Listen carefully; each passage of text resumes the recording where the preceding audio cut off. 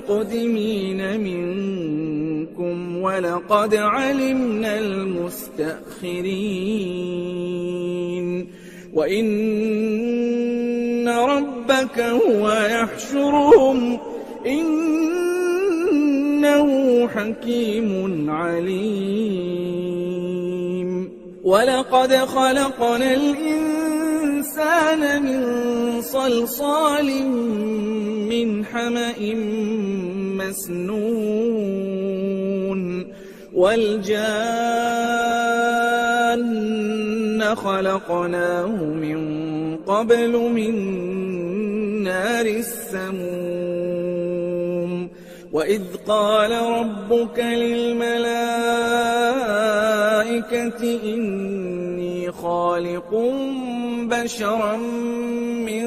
صلصال